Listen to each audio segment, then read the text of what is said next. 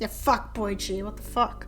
In fact, the 80s manga are just as good, if not better, than the current manga. Imagine living in a world where innocent isn't a thing. Scott Pilgrim uses simplistic art perfectly. And not innocent. Nothing is innocent. Spray ink all over the bitch. Everything looks like trash now. So, which topic do you want to start first? The manga one? Just go down your list, I guess. Which is the manga one? The simplicity versus density artwork?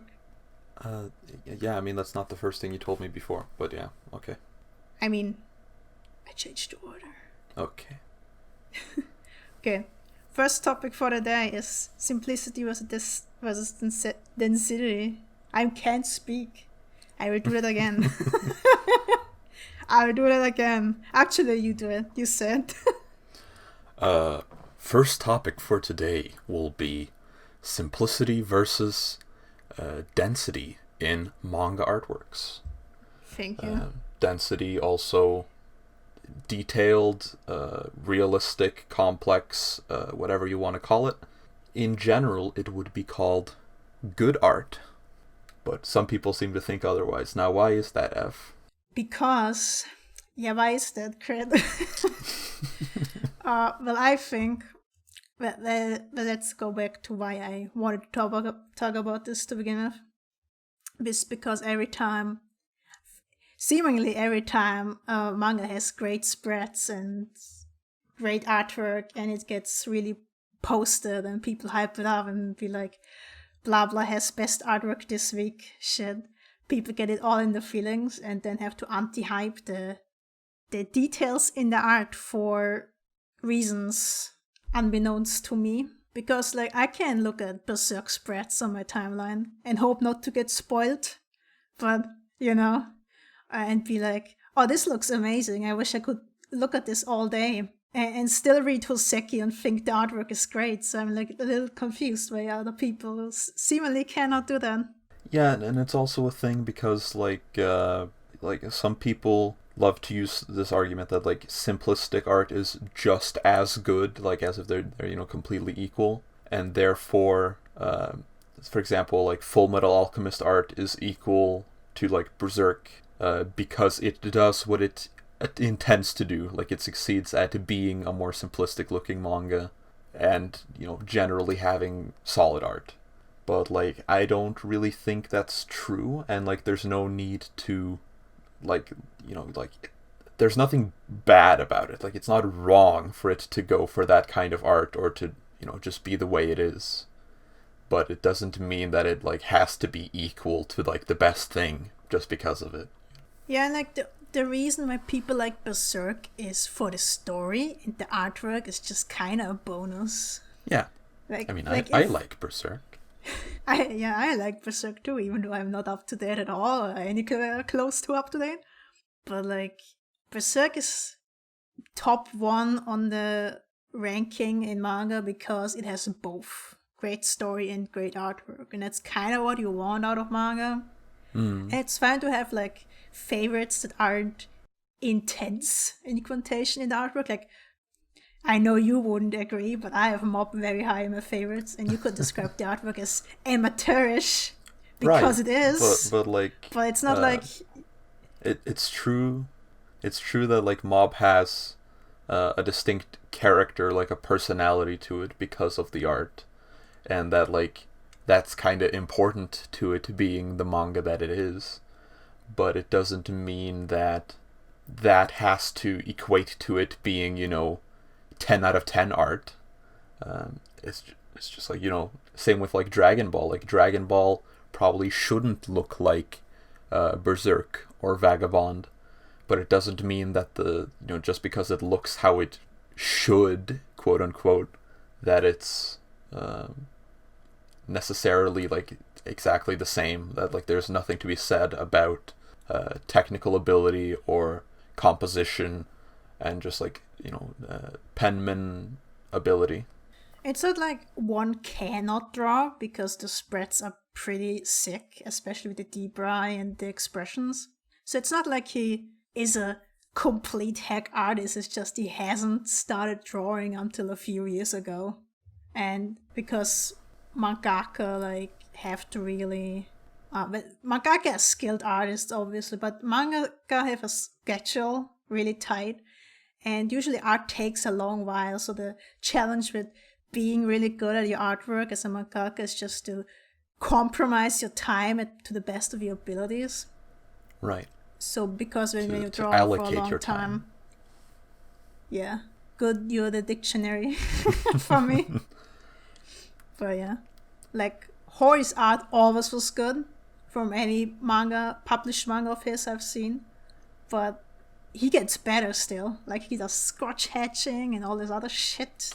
Right. Don't even know how to describe it. And like this argument often like comes down to like this idea of like exaggerated or cartoony versus like realistic, where something that's like realistic looking, like Vagabond, people will be like, it has no personality, it's just realistic, or it's not expressive or stylistic enough, even though it very much is. That's very weird. Why would you say yeah. You finish. And then there's like something like Dragon Ball, which I mentioned before. And then you have like My Hero Academia, which you mentioned, and like My Hero Academia isn't really much less cartoony or like exaggerated as Dragon Ball. None of the characters in My Hero Academia look like real people, it's just much better drawn, and like you notice the details and the shading and the paneling and backgrounds and everything, and it's just it's just better. But some people don't like to hear that. And you can tell too, like from Horikoshi's earlier artwork, that he is very inspired by Oda, because he also likes One Piece a lot, with all the big teeth and all that stuff, and it like still shows until now in his artwork. But yeah, he has like grown into his own style, like just like the manga itself became his own power, blah blah blah. Brilliant. But like, I don't understand when people like anti-hype Vagabond artwork, because how is that not expressive? It's like the peak of humanity's ability to hold a pen in their hand and to make stuff with it. That's what Vagabond is. And same with like Berserk. Like the reason I didn't use Berserk as an example is because Berserk really isn't a realistic looking manga. Like it's a little less cartoony than something like My Hero Academia, but it's not like it's Miura's art style. You look at Miura's art, it doesn't look like real people. It looks like Miura's art style. Yeah. They have big eyes and noses and exaggerated features, and not super detailed everywhere. It's mostly the backgrounds and the shading on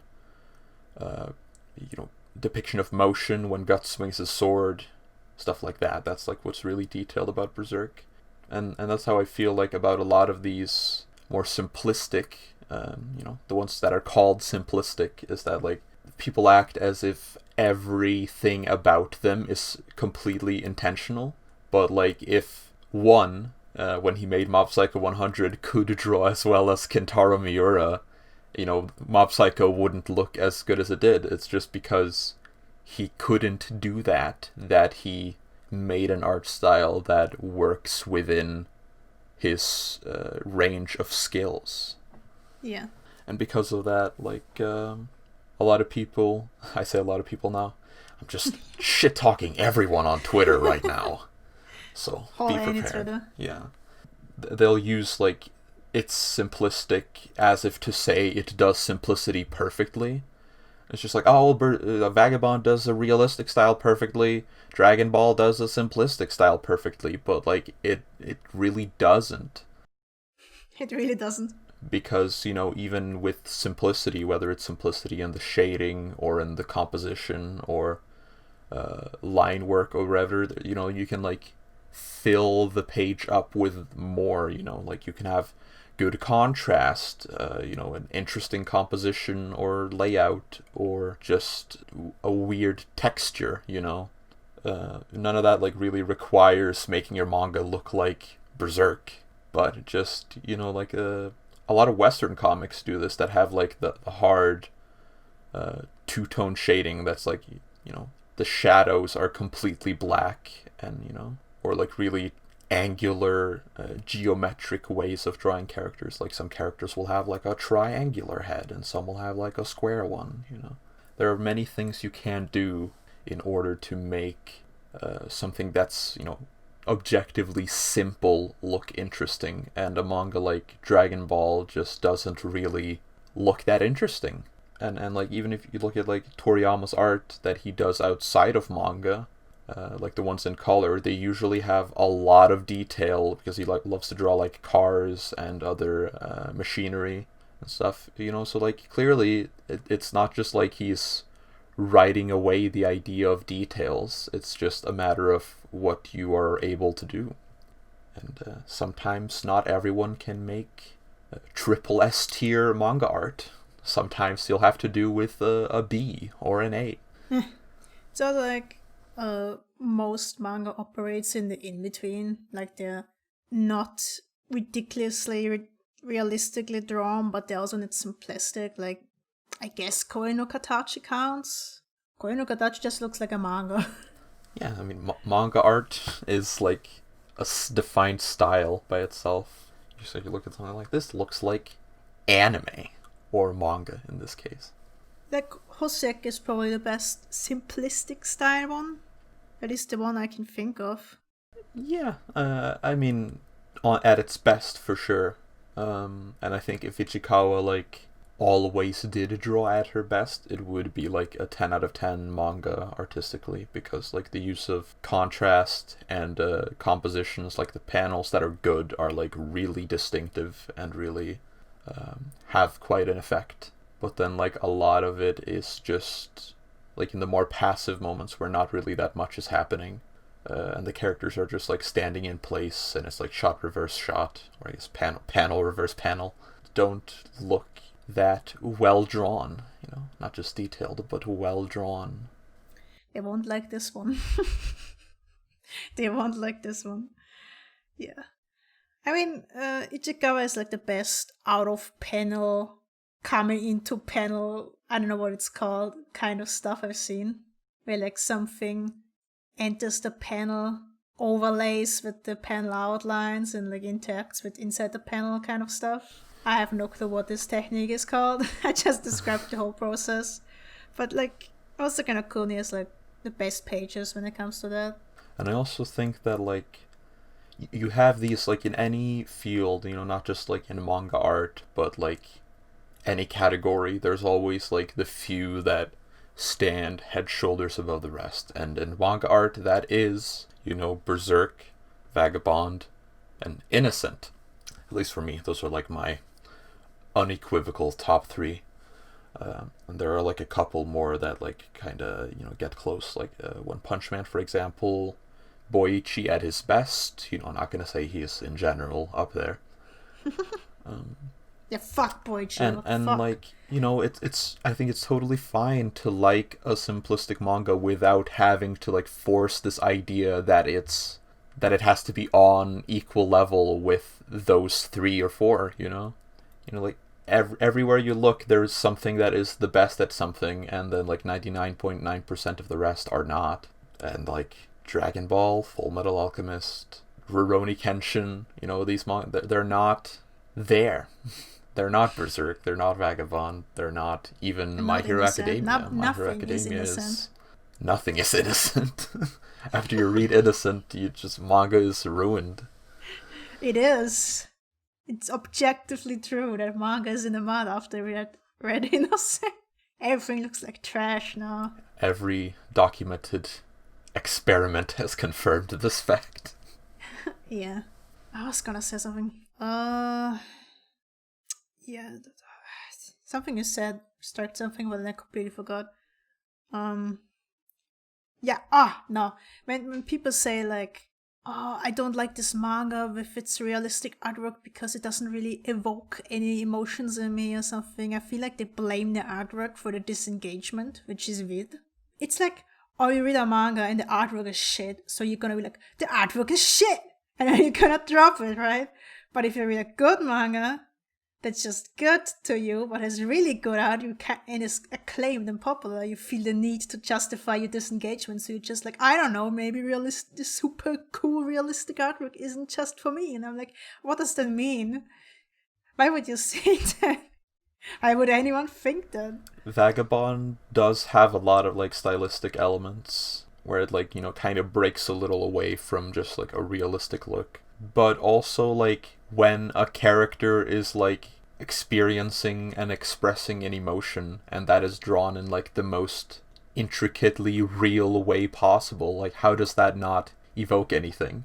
Like it might not be exaggerated, but it's like very pure and defined in like a way that's not possible. Like if you take a picture of someone smiling, it won't be as powerful as like Takehiko Inoue drawing a spread of Musashi smiling, because just the fact that it is drawn in like such a specific way makes it infinitely more powerful, Also because you know the character at that point, I assume.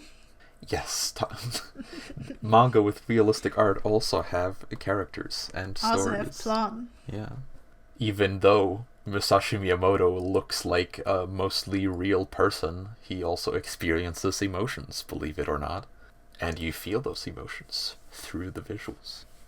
It just really bothers me when people seemingly cannot be neutral sometimes.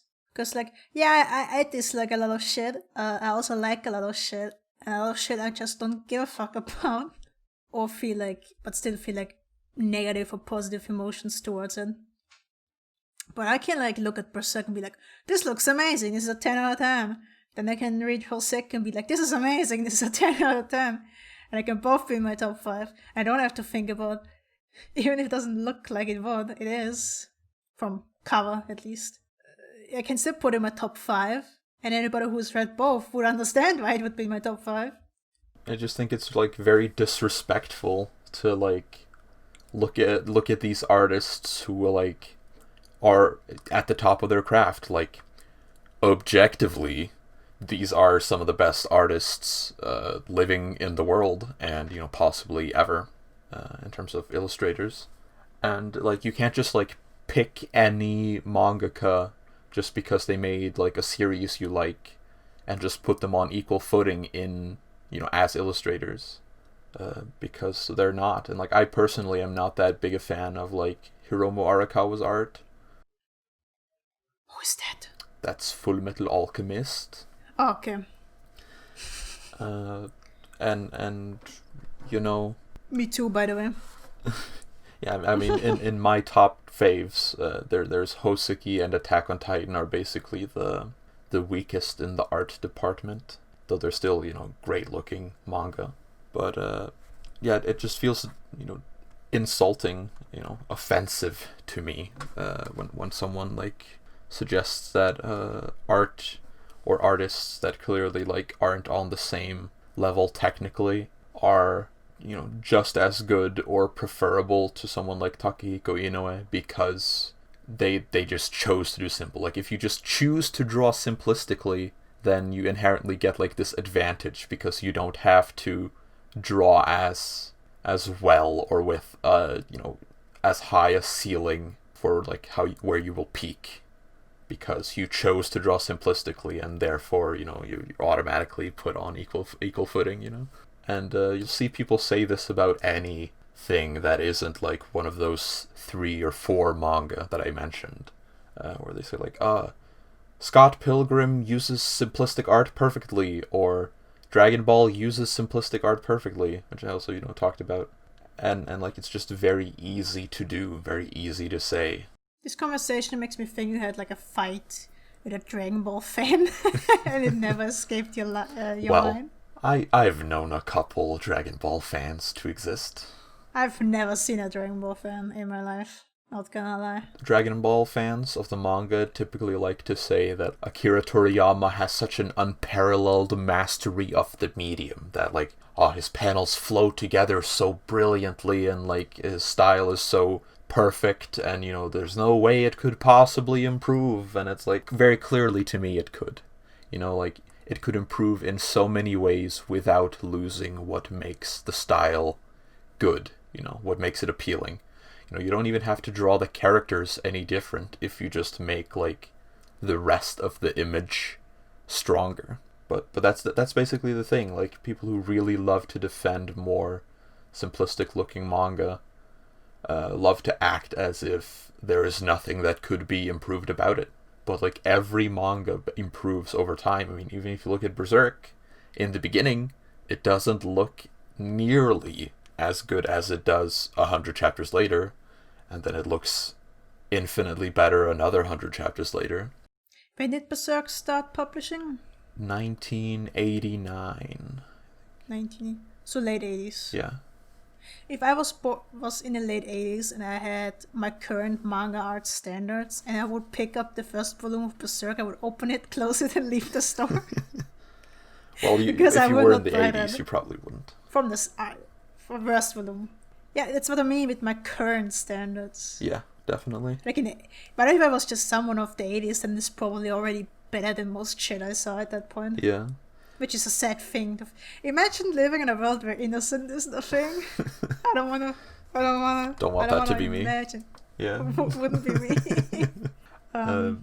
Like, in the 80s, Akira was basically the best it got, I think. Like, Fist of the North Star had great art, and that's partly what inspired Miura, because it had such good art. I don't want to speak too uninformed here in case there's any old heads who have read like a million manga from the 80s and are like, in fact, the 80s manga are just as good, if not better, than the current manga. Speak to them. Talk to them. But yeah, like, fucking JoJo started also in the 80s, looked like shit, and now it looks pretty great. Even I can acknowledge that as not the biggest JoJo fan. Like, especially the colored art is like... It's not the biggest arc fan. is like some of my favorite art in general, not just in manga, or... It's just beautiful. But, if there were fans of JoJo in the 80s, and I was like, the art in here is not as good as Akira, then there would be, like, 100 JoJo fans were like, well, he wants to make it look, like, in this way, and I think it's just as good as this manga Akira, because he did what he set out to do.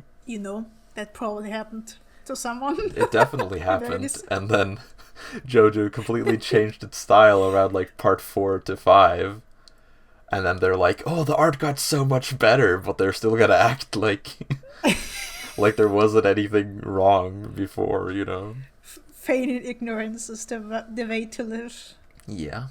Always has been. Always will be. Would you describe Gossel's 2 art style as not stylistic? It is stylistic. I mean simplistic. Yes. Because the infrastructure is pretty detailed. Yes. But it's really sketchy. It's like sketchy stylistic artwork. It's simplistic, yeah. Yeah. But like GLT is like one of my favorite artwork. Yeah. Because it's so sketchy and stylistic, and like the whole world looks super interesting and cool.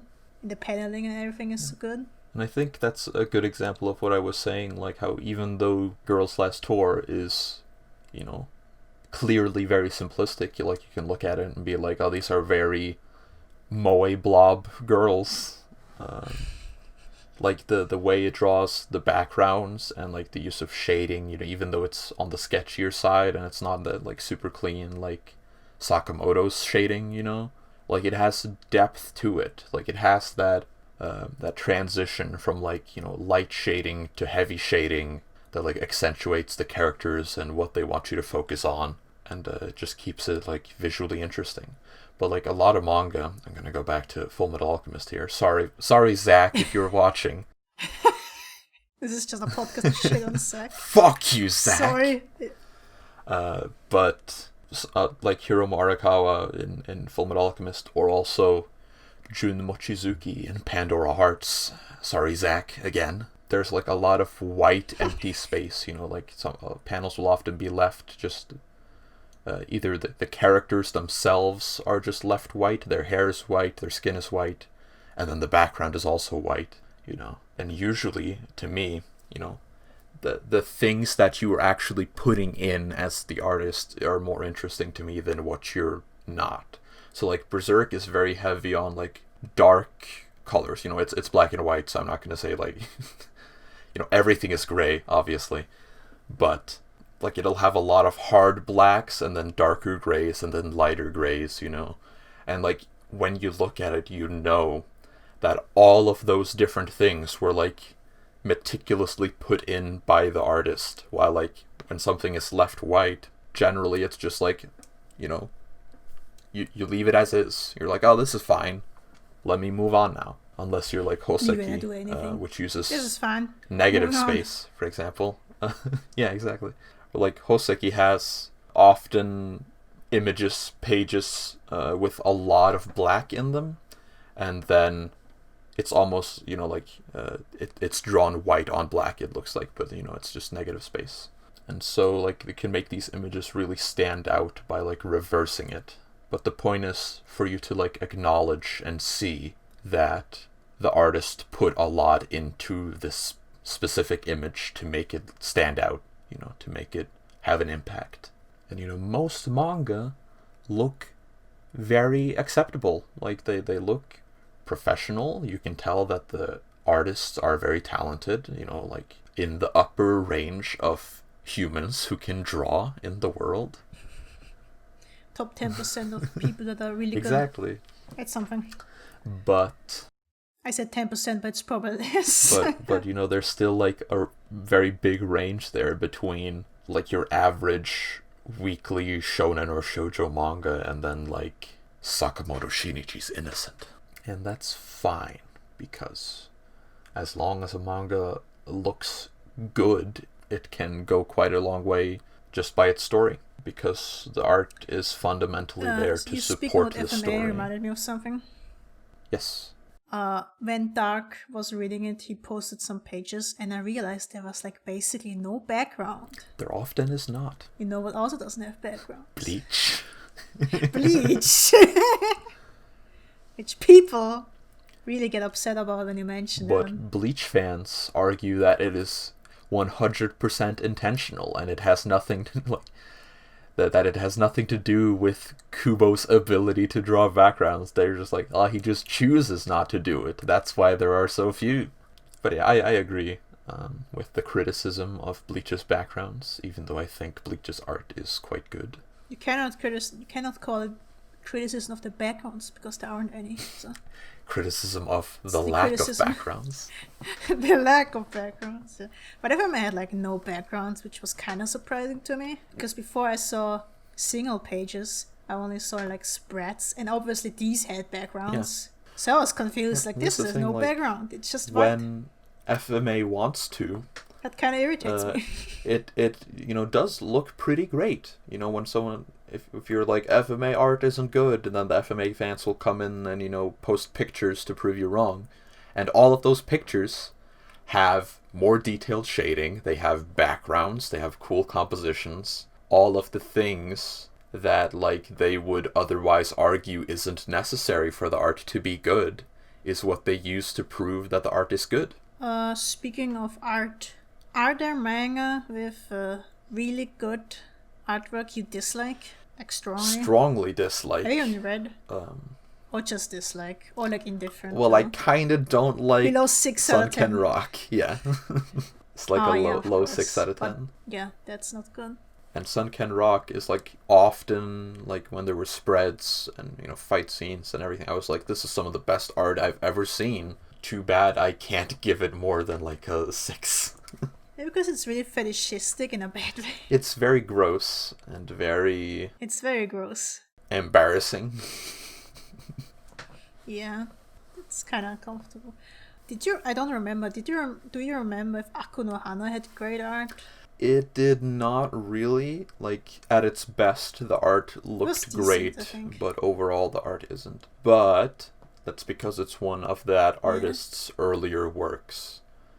So like if you look at Oshimi Shuzo's Happiness, for example, there's like some of the most impressive cross-hatching, like shading in characters' faces, just character art in general that I've seen, which is, you know, part of that improvement. It's the same with like Takeshi Obata when he made Death Note, and then you look at Death Note, and like some people might say that his art style was already perfect at that point, because you know it's very distinctive, it looks attractive, characters look good, mostly everything else looks good.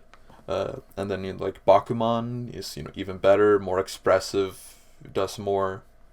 And then you look at Platinum End after that, and it's just like such a step up in terms of the art, just by having moved to monthly, probably. Also, the duo has perfected the reading experience, because everything they make has so much dialogue, but it's always easy to read. It's just exhausting because it's so much. I remember I started reading manga, which was actually my gateway into anime and shit. I only read manga, and then I watched the anime adaptations. That's how I got into anime. And I bought Death Note.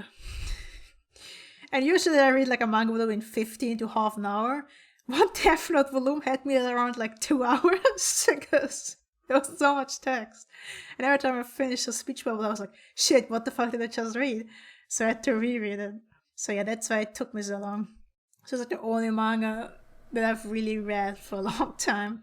And that, like, that's it's kind of funny to think about. And like that's an interesting thing with like Platinum End is, because their previous 2 manga were weekly series, and then Platinum End is monthly, and you like immediately notice the very big improvement in art quality. And that's also part of it is artists need to be able to draw within their schedule, and like usually that leads to them not being able to draw up to a certain standard of quality most of the time, except for like the peaks, the most important moments. And so like I said, like every mangaka is usually a very talented artist who could draw really great looking things if given the time and just resources, but most of the time, or oftentimes, that is not possible.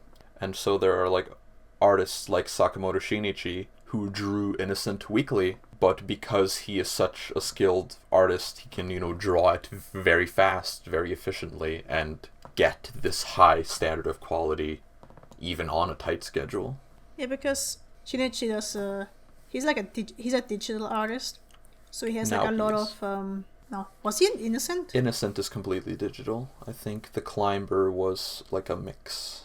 Yeah, it probably is. But now he's digital, so he had like a bunch of assets, templates. Yeah, templates, assets. He just dragged the hair on screen and it was done. Yeah, like different hairstyles from a variety of angles. Yeah. He drew a bunch of templates, and he just mastered digital art. That's why he could do it so fast. But he drew all of it. Yeah. But that's something that like Inio Asano does as well. Like it's about getting creative, and like if you know that you're drawing on a weekly schedule, you have to think of like how you can get the best looking art that you can. And like one thing Inio Asano did is he uses Unreal Engine to get like renderings of objects or backgrounds that he can then like use for reference or just like paste into his manga essentially. He goes over his camera, photographs stuff, then he scans it and does like rendering and then puts it in the manga black and white. I was like, this is genius, right? But does nobody else do this? Yeah, I mean, Boichi did that in Dr. Stone with like this spread of a ship sailing in the ocean, and people, some of the fans were tricked. They were like, "Oh my god, I can't believe Boichi drew this with his own hands. It looks so amazing," but like it's just a picture of the ocean, and then he drew the boat on top of it. And you kind of can tell when you actually look at it properly. Yeah, so like if you could look at that and be like, Boichi didn't even draw that himself, it's just a picture. But like the fans who read it, they got that impact of like this sense of vastness, the vastness of the ocean. And, it did what it set out to do, even if it wasn't like hand-drawn in the most impressive way. Yeah, sometimes it's better to have the real thing translated into the medium than an artistic imitation of it. But that's when someone who likes more cartoony art will be like, curse realism! Fuck reality, 2Ds is my Because if Middleman. you're pasting pictures into the page, that is, literally not putting in the same level of work as a more simplistic thing. So I think that's a fair argument. Because there's like the layer of just the experience. Like, does it have the effect or impact that, it could or should or was intended to have, versus like just your appreciation for it, where you're like, oh my god, this person drew this. This is really impressive, really well done. So like you gotta kind of have both.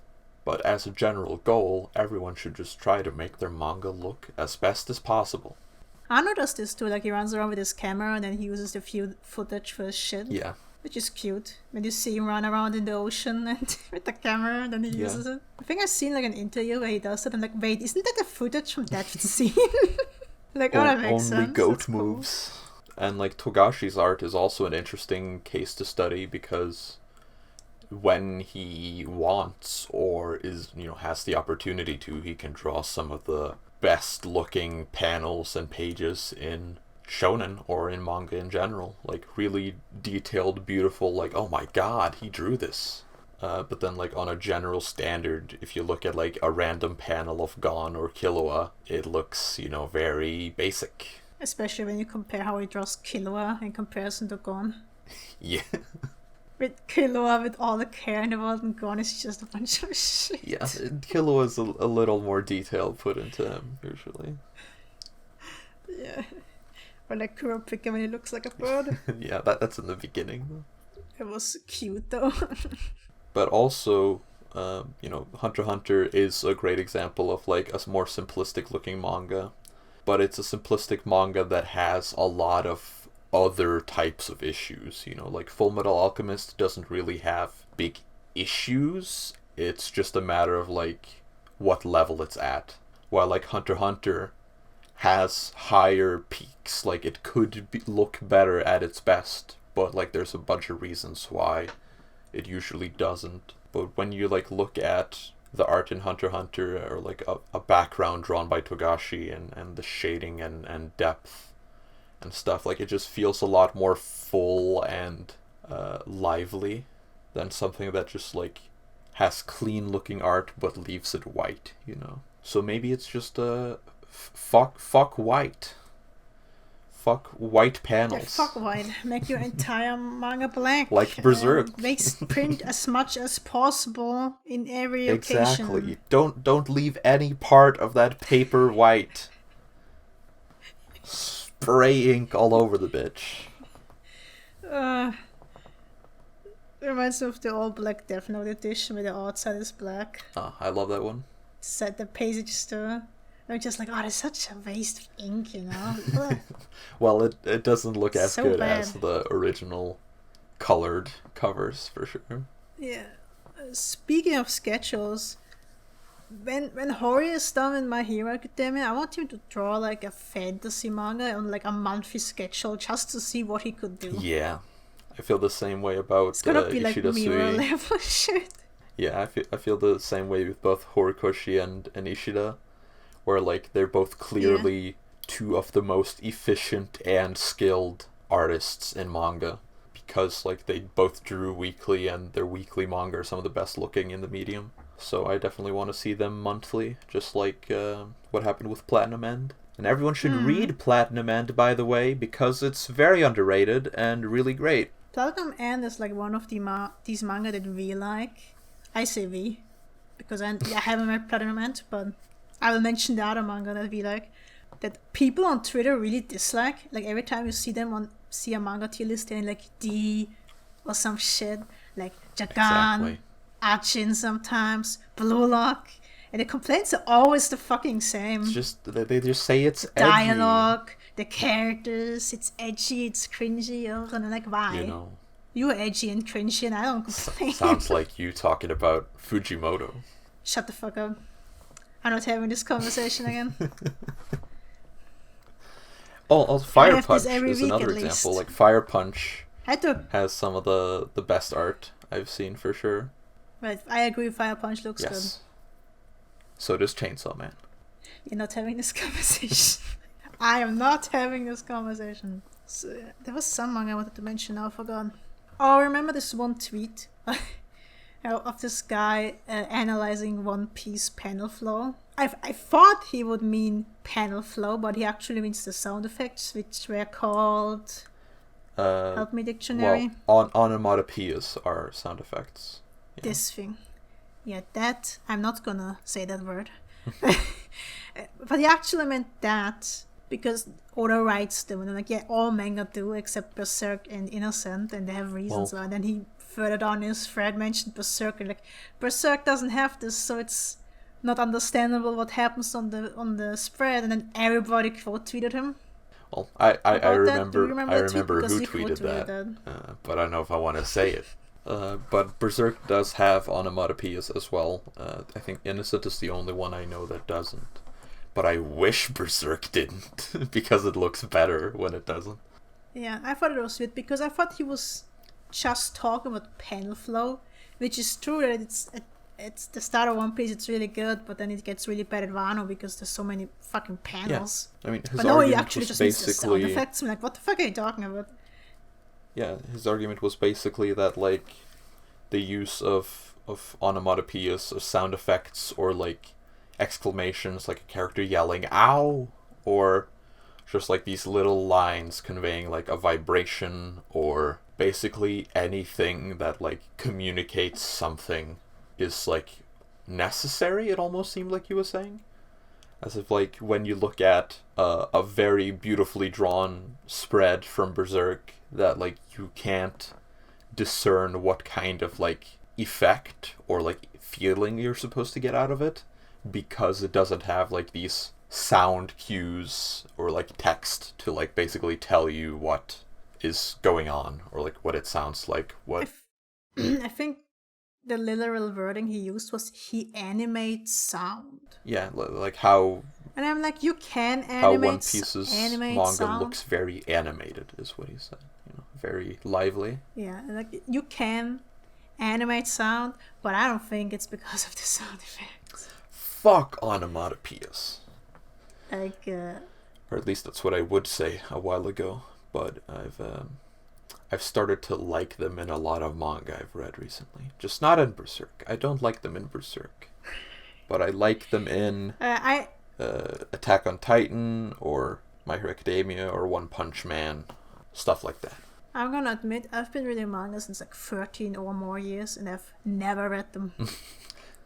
If I see a sound effect, I don't look at it. I just read because often, the manga. or like I don't read the sometimes sound they won't be effects. translated. Sometimes it'll be a kanji, you know. Yeah, but I started manga with physical. They were always translated. I never read them. In fact, I forgot sometimes they existed because I never read them. They don't exist when I read a manga, but I still notice them, you know, in the back of my head. This is also something that Tokyo Ghoul does really well, along with, like, paneling, layouts, and everything. I guess it's just kind of another tool that can be used in interesting ways, but, like, when just used in its most basic way, I think it really doesn't enhance anything. But, like, if you get some really it doesn't bother me creative or weird font or, like, typography, you know, weird looking, you have to use the text in a visual way, you know. Like My Hero. Exactly. It looks comic. Or like that Attack on Titan page when...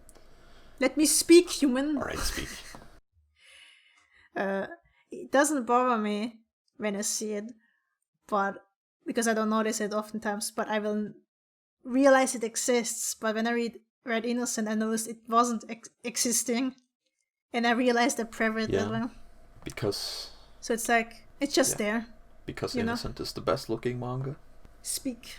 I was going to mention that there's like an Attack on Titan page during the rumbling, you know, where the entire land is, you know, shaking and making, you know, the sound of all these footsteps. And then, like, between each panel is, like, a kanji that, like, fills up the borders. So, like, instead of typical borders, it's, like, a kanji that, like, looks really fuzzy and, like, has, like, that vibration kind of effect. And so, like, even if you can't read the kanji, like, you get the feeling because the text is implemented, like, in a very visual way. And I think that's what you basically gotta do. Yeah. It's less about the sound effect itself and more about how the sound effect looks. Who do you think had the best manga art improvement over the course of their career? I want to say Miura doesn't I was count. gonna say Miura, but if not him, then Hirohiko Araki, definitely. JoJo. Problem. For me, it's the Reborn and Kuroko artists which looked like shit at the start and is really good at the end of the manga or the end game of the manga. But they haven't improved since that point. Like when you check out the next manga, it's just that point of artwork skill, and it doesn't improve from that. Which isn't without a manga, I read. I mean, every mangaka started like at the same level. Like at some point, none of them knew how to draw at all. But in terms of just like what became actually published, if you look at like the beginning of Slam Dunk, it doesn't really look very good. But then there's like Vagabond, which is, an insane amount of improvement. So Inoue fits the bill as well, I'd say. Did you ever see Horikoshi draw a sketch? I might have seen a bit of it. It's like a video of him drawing a Deku sketch, and he just starts drawing the whole thing, and he doesn't use any of the lines. Oh, I've seen that one, yeah. The full body panel. He just starts with the hair and everything, the body, and fills it all with the colors. And every illustrator I know was like, "What the fuck? He doesn't even use helping lines. Like he just starts, and he has the composition figured out immediately." And that kind of touches on what I said before about like learning how to draw fast is another like integral skill for a mangaka. Where like you can tell that Horikoshi is one of the most skilled artists in the medium because he can draw that well weekly, and you can see how he manages to do that because he doesn't need like all these. He can like really reduce the process, just like jump straight to it. He doesn't really need to sketch it out or to like do it step by step. Like he can really just draw and get it done fast, and it will look great. It's like with anything. You learn over your course of your life, like math or something. Yeah, eventually you just do it in your head. You start out with helping methods, and then you just do it 5 steps, skipping, and you just write the summary or something. Exactly. Like, I don't know. Like when I write something, I don't think about, the intro and all that bullshit. I just write and it's fine. I don't have to think about it. When I do a mosaic, I don't even imagine what the layout will be. I just throw in the images and it just ends up being good. Nisio Isen is like, for a writer example, he just writes an insane amount of books. It's like I can imagine him just opening like a Google Docs document and just like in 10 seconds he's got like 2 paragraphs. He probably does. Like now that I've actually read Isen books to understand how he writes, at least from the translation, it's like, oh, this is kind of how I want to write too. Like just and it write feels some like he bullshit. really writes basically like honestly like right from his personality. And then it all comes together in the epilogue basically, and I'm like, yeah, this is exactly how I would write something if I would. Which is funny because in Monogatari, each thing starts like the punchline of this episode is, so it really comes together at the end. I was like reading 2 volumes of Saragoto. You already can tell like all the little themes he had in his head, and then these were refined in Monogatari. And I see this with a lot of artists, writers, whatever, that their earlier works will have some themes, characters, whatever, that's kind of there but not really flesh out, and then the later works they refine it. And I'm like, I think every person that wants to do something creative has like themes they want to explore, and the moment they've explored that the most refined way, they're probably done for life.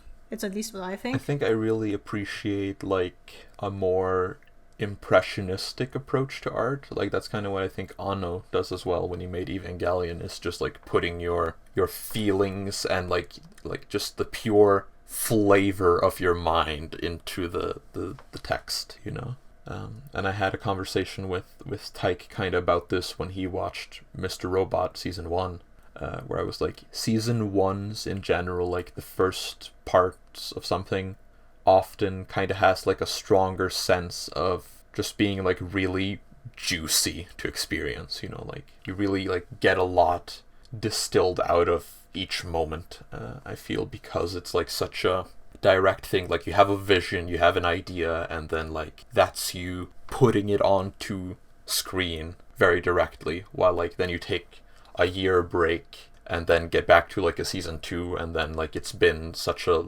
long distance between, like, your original vision until that point that, like, between a first and second season, there tends to be, like, a bit of a change in vibe, I think. Most definitely, and especially for Western shows. Sometimes with anime, it's just to do with they changed the director.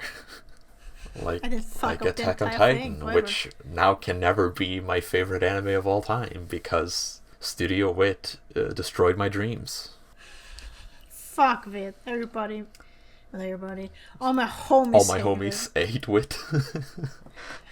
Hate Wit. Yeah. Speaking of Ano and Eva, Sadamoto's interpretation of Evangelion sucks. Yes, very much. The manga sucks.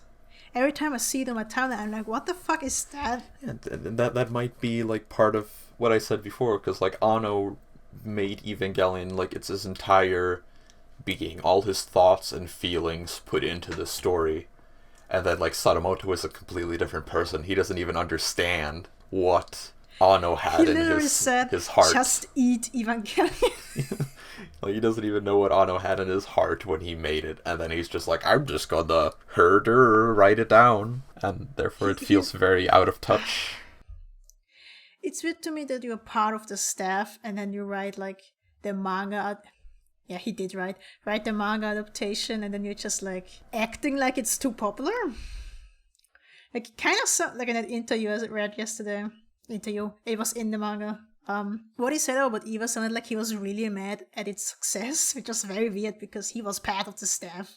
It seemed like he was just annoyed at it being praised as, like, this avant-garde piece of art when, like, he doesn't really like, you know, viewing it or himself that way.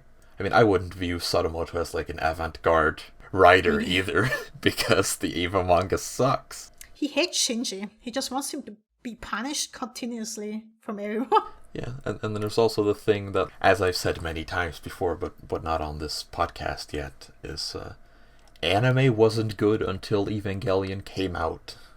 Like, it was after 1995 when Evangelion came out that, like, TV anime specifically started to, like, really have a rise and reach a certain level of quality. So, like, in the following years, you got, like, Cowboy Bebop, Serial Experiments Lain, Utena, freaking Trigun, you know, all these more series that people care about and actually, like, have come out, you know, directly following Evangelion. And there are, like, some good things that came out before, like Akira, you know, mainly Miyazaki and Takahata.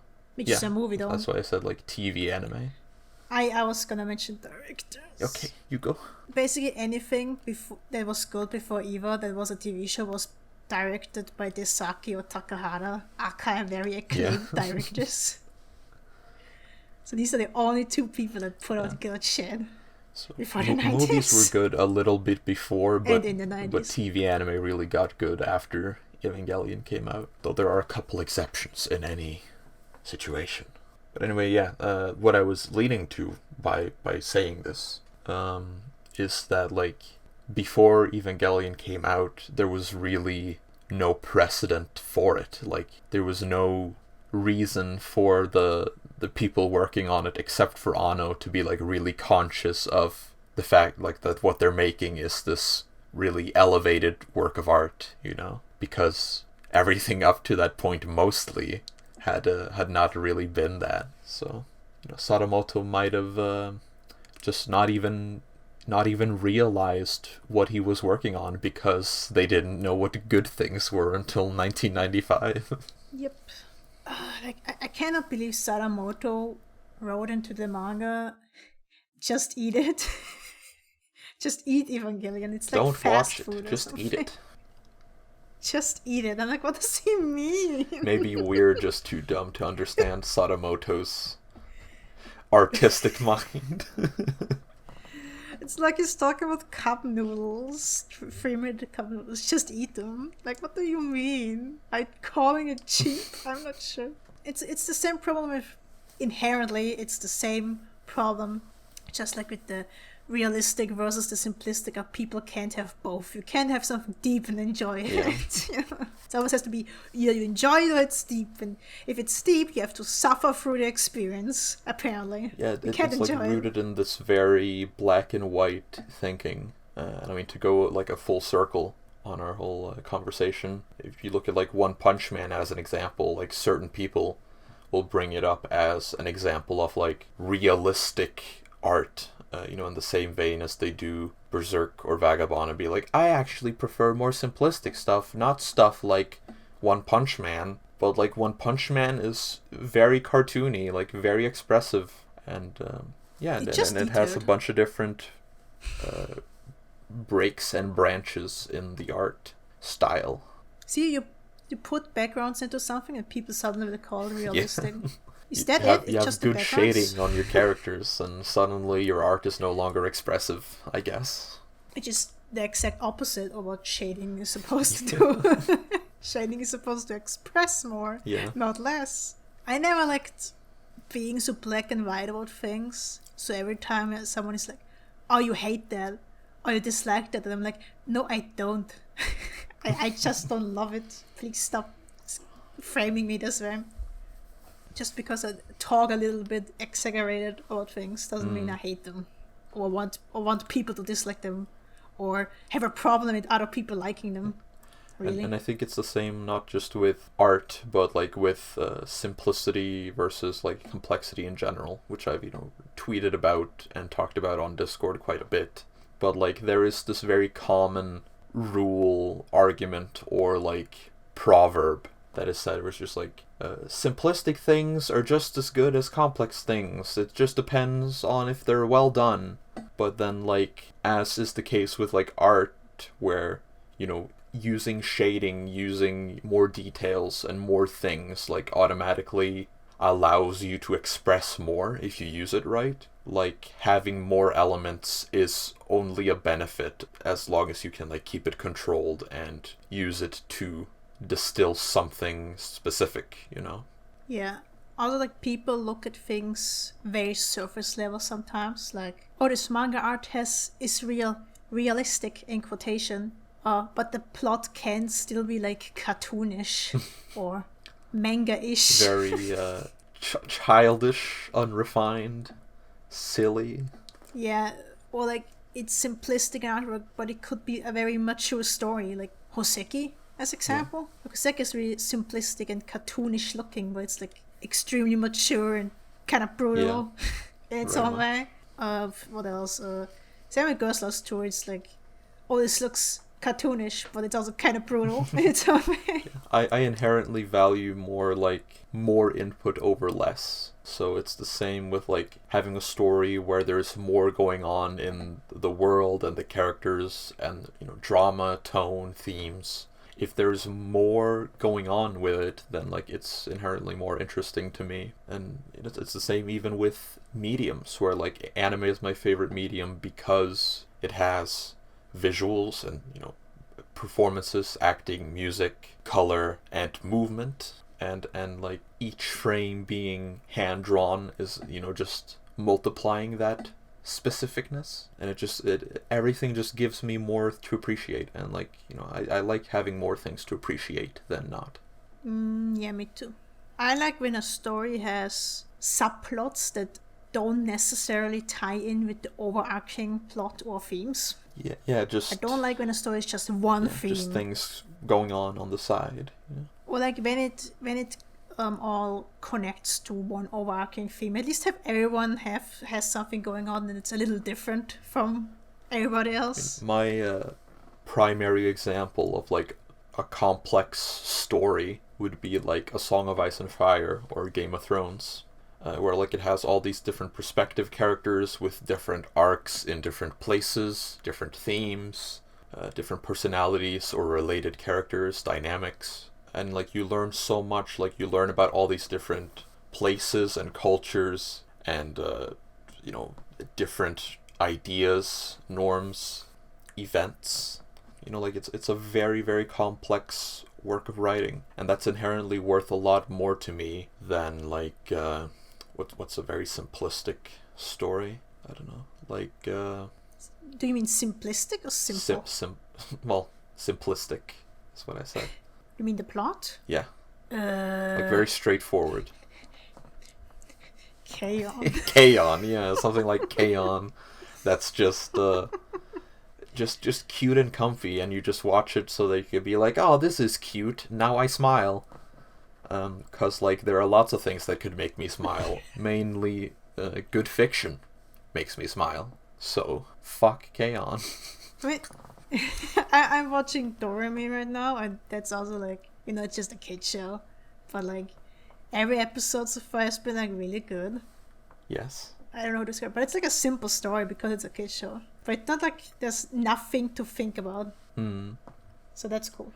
That's what I enjoy. like It makes me happy. I like deeper things over shallow things. That's another way you can reduce it. Here we get a lot of mall replays again. That K-On! Is a masterpiece. Like the last time. Well, this is near the end, so hopefully no one listens this far. I doubt it, because Intermission, our first podcast episode, gained 1,652 views on YouTube today, up to today. And we got like 83% upvotes. I don't know who, almost 20% of the disliked video. Fuck you, by the way. It's because I got in some controversies like shortly after. What did you do? I picked a fight with Nuxtaku. You always do this every time you record. You fight someone on Twitter, and I have to suffer. He does this every week to me. This is how I live. Thank you for the support. I did not expect to actually get so many views on the first one, but this one will probably get less because we're not talking about any fucking anime. Anyone knows. Let's hope we keep up the pace. Yes, sir. Or not. Let's hope we do. It was something I wanted to mention. Yeah, thank you guys for the flood of comments on Crit's voice. I really loved hearing only this one thing as feedback. Really appreciate it. Also, thank you for not recognizing my voice at all. Apparently, I wasn't on the podcast. I like your voice. Makes me sound salty, but like nobody mentioned me at all. But because I was the one that talked the most on that episode. And everyone talks about you. It's like, hello, I'm here too. Well, this time you talk the most. Now it levels out because I talk the most. Yeah. Yeah, now you talk the most. But the last episode, I talked the most and nobody said anything.